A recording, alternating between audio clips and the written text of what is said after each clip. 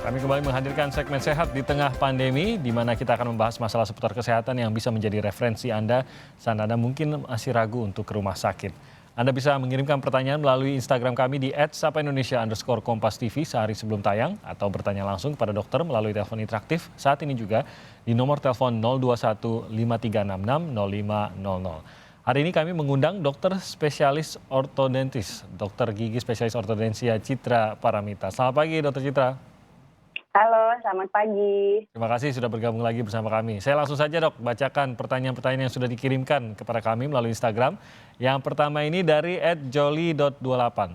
Dok, saya mau tanya, gigi saya kan berlubang dan sekarang ini gusinya bengkak sudah 2 mingguan.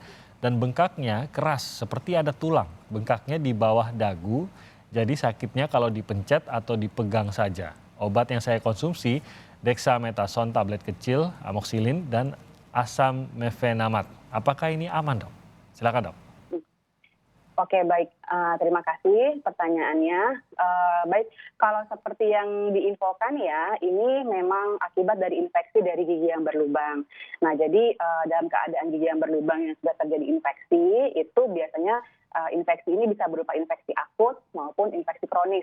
Nah, untuk keadaan seperti ini biasanya yang terjadi, ini kan terjadi sudah 2 minggu ya. Nah, jadi yang terjadi ini biasanya adalah infeksi kronis, dan apalagi pasien tersebut sudah meminum obat-obatan ya, obat antibiotik, obat nyeri, kemudian asam mefenamat gitu. Nah, ini umumnya sudah terlokalisir sebetulnya infeksinya, namun bukan berarti infeksinya hilang. Nah, lokalisirnya ini juga terjadi akibat adanya respon imun dari tubuh kita. Nah, respon imun dari tubuh kita ini terbentuklah pembengkakan yang mungkin dirasakan oleh pasien ini gitu. Nah, pembengkakannya itu yang terjadi mungkin bisa juga terjadi adanya palpasi nih di bagian palpasi yang keras ya, yang cukup keras di bagian dagu, di bagian leher. Itu akibat umumnya akibat dari pembengkakan dari kelenjar getah bening gitu, yang merupakan salah satu respon imun dari tubuh kita untuk menjaga pembengkakannya itu tidak menjalar gitu, infeksinya itu tidak menjalar. Nah, untuk kasus seperti ini sebaiknya malah ini segera ke dokter untuk kita lakukan penanganan, karena apabila kasus yang sudah dalam terjadi seperti ini, yang kronis ini ya, biasanya sudah bisa langsung kita lakukan tindakan. Nanti akan dilakukan pemeriksaan secara ronsen, kemudian juga kita palpasi juga infeksinya. Apabila memang terkontrol, maka mungkin kita akan lakukan penanganan, bisa dengan penanganan perawatan syaraf, atau apabila infeksinya sudah cukup menjalar atau sudah cukup melebar ya, biasanya kita akan melakukan pencabutan pada gigi yang berlubang tersebut, begitu. Jadi memang harus segera ditangani ya, Dok ya? Iya, betul. Dan juga kalau seperti obat-obatan tadi, saran saya jangan dikonsumsi secara rutin tanpa resep dokter. Apalagi yang namanya antibiotik ya.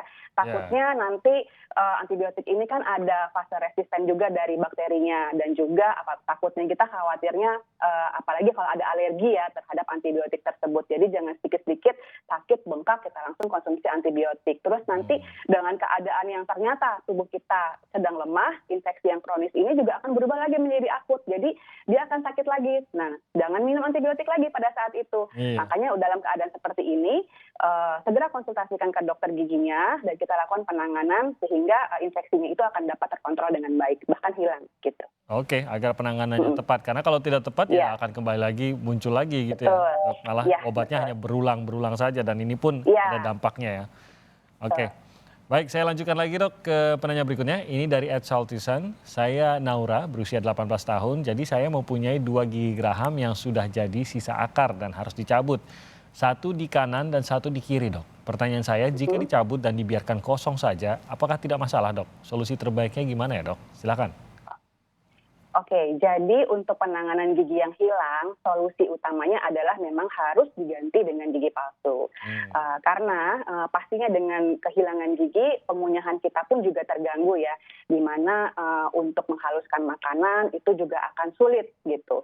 Nah, terkadang apabila kehilangan giginya misalnya hanya satu sisi, pasien kan tentu akan berusaha mengunyah ke sisi yang lebih banyak gitu ya Ya. giginya gitu. Nah, keadaan seperti itu malah akan menyebabkan karang gigi nih pada bagian sisi yang tidak sering dipakai gitu. Makanya penting untuk mengganti gigi yang hilang gitu untuk tetap dilakukan pengunyahan di sisi tersebut. Selain itu juga dampaknya juga bisa menyebabkan pergeseran pada gigi-gigi tetangganya, baik gigi sebelah menyebelahnya maupun gigi antagonisnya, gigi atas maupun gigi bawahnya. Kalau pada gigi bawah yang hilang, umumnya gigi atas itu lama-kelamaan akan ekstrusi atau turun. Jadi kalau keadaannya berlangsung lama, gigi yang turun ini biasanya bisa menimbulkan banyak hal keluhan ya. Contohnya misalnya nyeri akibat dari akar gigi yang terbuka, kemudian giginya goyang, kemudian gusinya tergigit-gigit dari gigi yang turun tadi gitu. Nah, untuk keadaan seperti itu nanti perawatannya akan lebih kompleks dan biasanya tidak bisa langsung dipasangkan dengan gigi palsu yang tepat gitu. Jadi perawatannya kita harus mengkoreksi dulu nih gigi-gigi tersebut gitu. Nah, selain itu juga pada jangka panjang biasanya juga pada sisi gigi yang hilang, tulangnya itu akan mengalami atrofi atau pengecilan. Jadi kadang-kadang mungkin ada pasien keluhan, kok saya semakin tirus ya dok, tapi satu sisi saja gitu. Oh, ternyata pada saat dilihat sudah kehilangan gigi nih di gigi tersebut yang terjadi atrofi pada tulang gigi yang hilang. Nah, oleh karena itu mumpung masih 18 tahun, mbaknya masih muda, segerakan saja untuk kita lakukan penggantian gigi palsu akan lebih baik gitu. Jadi nanti pilihan perawatan gigi palsunya pun juga akan lebih beragam dan lebih lebih tepat gitu untuk segera dilakukan perawatan gitu. Jadi memang pencabutan itu harus langsung diikuti dengan pemasangan gigi palsu ya. Kalau tidak ya akan menjadi masalah lagi ya. Iya, betul. Nah, ini berarti memang lebih sensitif kalau gigi yang hilang itu karena ini tidak diceritakan, tapi lebih sensitif kalau bagian bawah yang hilang ya atau dicabut ya. Kayak dibandingkan dengan yang atas. Kalau di atas itu kendalanya hanya mengenai pada saat mengunyah saja kah yang menjadi kendala? Beda dengan bawah yang kalau dicabut? Biasanya kalau pada gigi atas yang terjadi adalah pergeseran dari gigi-gigi sebelah menyebelahnya. Jadi terkadang pada gigi depannya bisa bergeser jadi renggang gitu, dan tentunya juga menjadi mengganggu estetika ya, karena kan giginya seperti renggang-renggang gitu. Jadi kurang bagus gitu terlihatnya gitu. Oke, itu sebenarnya. Jadi tetap ada kendalanya ya. Oke. Iya, betul. Nah, itu yang harus dilakukan. Kita lanjutkan lagi ke penanya berikutnya. Ini dari @atjis.ab. Begini dok, saya sudah mulai memakai behel gigi semenjak akhir bulan Mei dan saya pasang di dokter gigi. Keadaan gigi saya itu 2 gigi taring atas agak ke belakang dan gigi depan agak maju. Sampai saat ini sudah kontrol keempat dan gigi taring saya sebelah kiri sudah mulai maju bahkan sejajar dengan gigi depan. Sedangkan yang satunya lagi yang sebelah kanan ini belum karena letak bagian depan giginya lumayan berlawanan arah. Dokter bersangkutan janji akan mulai melakukan penanganan gigi taring saya yang berlawanan ini di kontrol keempat. Nah, apakah ini harus dicabut atau sebagainya? Tapi sampai saat ini dokter gigi saya tidak melakukan penanganan tersebut dan lebih fokus hanya menempel kembali bracket yang lepas. Alasan dokter, bracket saya tidak boleh lepas satu pun, baru bisa dilakukan penanganan, padahal yang lepas bagian atas geraham belakang masing-masing satu. Nah, jadi apakah itu benar berpengaruh dok? Silakan dok. Oke, baik. Jadi untuk pada saat perawatan kawat gigi ya, khususnya ini kasusnya adalah di mana giginya sepertinya berjejal ya, karena kan infonya gigi taringnya ada yang di atas, kemudian ada juga yang posisinya agak ke belakang gitu. Sebenarnya banyak hal sekali yang butuh diperhatikan, khususnya dalam hal pergerakan giginya agar bisa masuk dengan sempurna ke dalam lengkung rahangnya.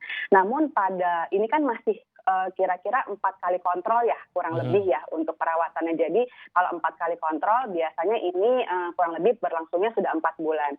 Jadi untuk awal perawatan kawat gigi itu memang pergerakan gigi itu bukan pergerakan yang simple. Jadi pergerakan gigi itu adalah suatu pergerakan yang membutuhkan waktu pastinya, di mana gigi bergerak di dalam tulang dan tulang itu adalah sebagai medium gerakannya, bukan seperti menggerakkan benda gitu ya. Nah, terjadi resorpsi dan aposisi. Nah, ini berlangsung biasanya fase leveling atau fase perataan pada gigi dalam tulang ini biasanya umumnya membutuhkan kurang lebih waktu 6 bulan umumnya gitu. Namun juga perlu banyak nih yang diperhatikan, biasanya apakah terdapat ruangan pada atau space yang dapat memecah crowding-nya gitu ya.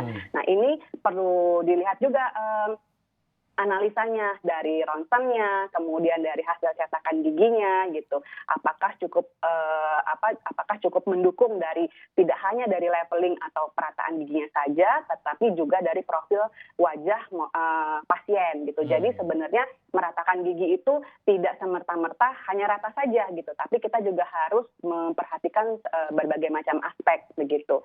Nah, ini kan masih 4 bulan, nanti mungkin coba diikuti dahulu saran saya gitu ya. Nanti bisa dilakukan evaluasi. Terkadang misalnya memang ruangannya tidak cukup dari analisa ronsen sefalometri maupun panoramiknya dan juga cetakan giginya, memang kadang lebih diindikasikan untuk dilakukan pencabutan demi untuk mendapatkan lengkung gerigi yang baik dan masuk ke dalam lengkung rahang yang diinginkan. Dan juga selain itu mendapatkan profil dari wajah yang juga adaptable ya begitu, dengan harmoni gitu dengan gigitannya begitu.